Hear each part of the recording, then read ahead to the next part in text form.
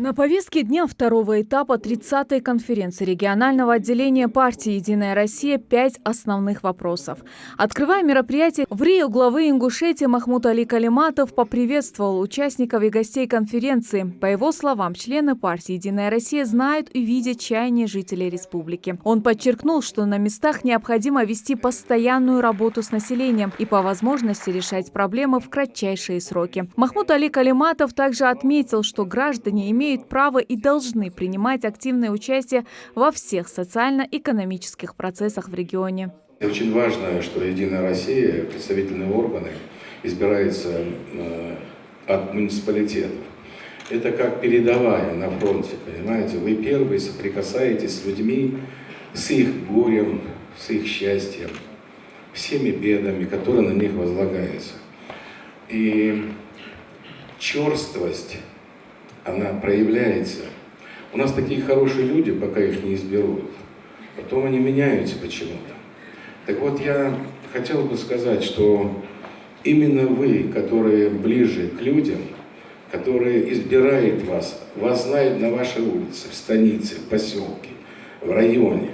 Вот это мнение, которое вы сказали, что молодым надо вот не отсиживаться или вот нам не место там. Я говорю, вы знаете, это наоборот.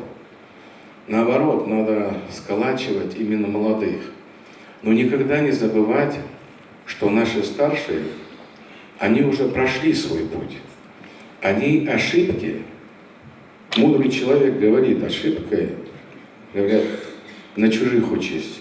Правильно говорят, ошибка – это опыт. Ничего страшного, это опыт. Поэтому мне понравилось, и я думаю, что «Единая Россия», руководство будет способствовать. И я постараюсь внимательно отнестись к той молодежи, которая в действительности старается что-то сделать лучше. Внимательно выслушав, сформулировав вопросы реальные, не плакаты агитационные или речевки, а вот реальные проблемы, когда сформируют тот или иной депутатский корпус представителей муниципалитета, их и правительство, я прошу это учитывать, надо их аккумулировать, вырабатывать план и обсуждать, и приходить к мнению. Потому что сегодня, завод построили, это хорошо, конечно, но кому-то сегодня, вы же там знаете, малообеспеченные есть инвалиды, есть пенсионеры.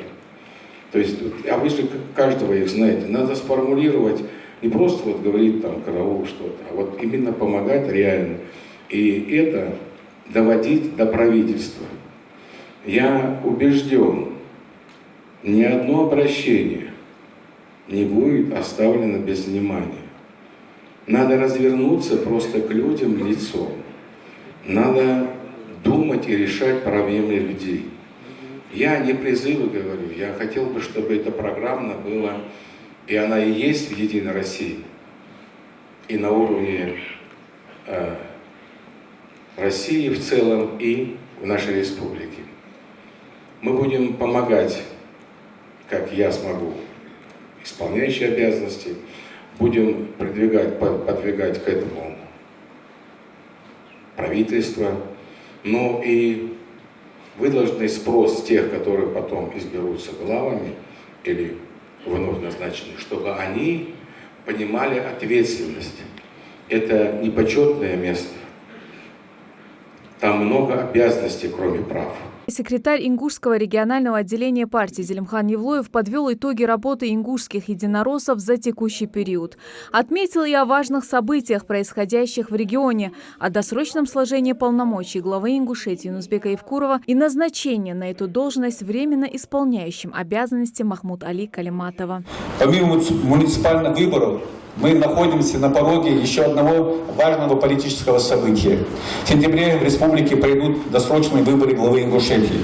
Как мы знаем, президент России Владимир Путин принял отставку Юнусбека Евкурова и назначил в Рио главы Ингушетии Махмуда Али Калиматова. Должен отметить, что решение задач социально-экономического развития нашей республики Региональное отделение партии «Единая Россия» все эти годы плодотворно взаимодействовало с органами власти, прежде всего с главой республики, который также является членом Высшего совета партии. В непростых экономических и политических условиях Ингушетии во главе Евкуровым удалось справиться со сложными вызовами. Прежде всего, это победа над международным терроризмом. В республику вернулся мир и покой. И как следствие, в перспективы региона поверили бизнесмены, которые без опасений начали вкладывать свои средства, открывать новые предприятия, создавать рабочие места и пополнять бюджет республики. То, что республика смогла выровняться по многим показателям, а где-то и занять лидирующие позиции в округе и стране, подтверждает правильность курса, которым шла в последние годы республика.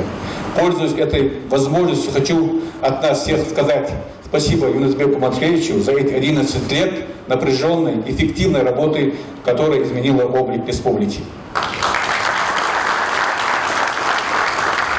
Искренне благодарю за совместную работу и желаю успехов ему на новом месте службы.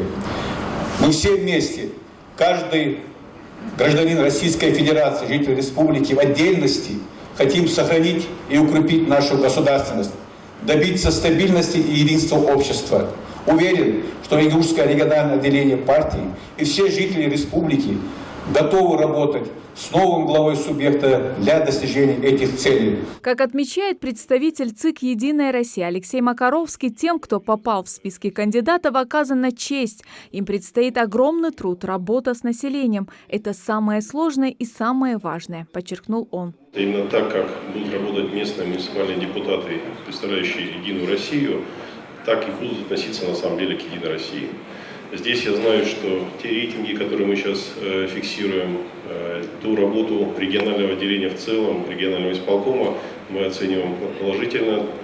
Некоторое время назад в Центральном исполкоме состоялась защита стратегий избирательной кампании, и стратегия, представленная региональным отделением, Ингушским региональным отделением, получила достаточно высокую оценку. Мы видим, что и секретарь нацеливает региональное отделение на работу с людьми. Мы видим, как действующие депутаты общаются, и видим это через встречи, обращения, через работу системы, информационной системы депутат-избиратель. Поэтому я думаю, что все будет благополучно. Я в этом даже, более того, я уверен. И я хочу пожелать вам удачи. Безусловно, основа будущего региона – это молодежь. В числе стратегических задач регионального отделения партии – сохранение духовного и культурного потенциала, поддержка молодежных инициатив и движений. Так, проект от партии единороссов «Политстартап» направлен на обновление партийных рядов с целью вовлечь в партийное движение молодых и активных. В процессе реализации проекта мы провели более 10 образовательных семинаров на такие темы, как основы проектного управления, нормы и механизмы участия в предварительном голосовании, технологии эффективного ведения дебатов, программа кандидата, агитационные технологии, работа с избирательным штабом, встречи с избирателями, а также агитация в социальных сетях. Участники проекта организовали множество социальных акций, приводили в порядок воинские захоронения, навещали ветеранов, помогали детям с ограниченными возможностями, организовывали культурные программы для детей, проводили субботники, высаживали деревья и популяризировали донорство крови.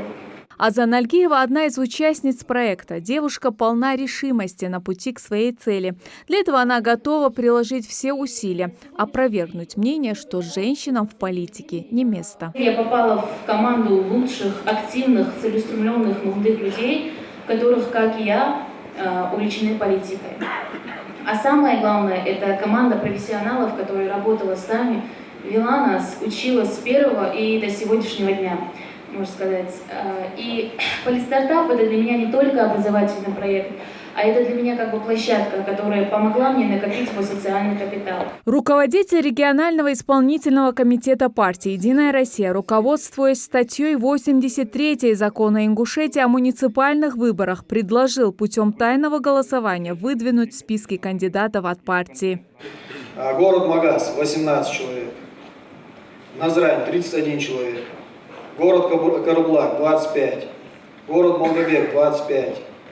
Сельское поселение Плиево – 18 человек. Сельское поселение Барсуки – 12. Сельское поселение Далаково – 15, сельское поселение Кантышево – 18, сельское поселение Икажево – 18, Алиюрт – 10, Газиюрт – 7, Сурхахи – 18, Яндари – 15. Окончательный список кандидатов в депутаты в представительные органы местного самоуправления определяют тут же путем тайного голосования. После подсчета всех голосов согласовывают и протокол списка кандидатов. Выдано всего бюллетеней по муниципальному образованию городского города Магаз 108. При вскрытии избирательных урн обнаружено 101. В том числе бюллетеней, признанных недействительными, 1. За выдвижение списка кандидатов по городу Магаз за проголосовали 85, против 15.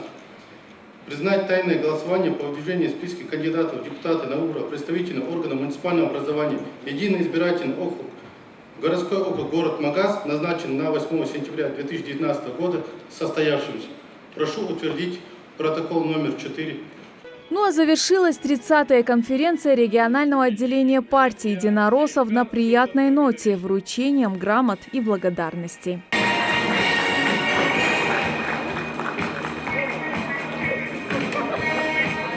Итак, списки кандидатов в депутаты представительных органов местного самоуправления уже определены. Кто удостоится чести стать депутатом своего сельского поселения и города, станет известно уже 8 сентября, в единый день голосования. Светлана Томова, Хамзат Халухоев. Новости 24.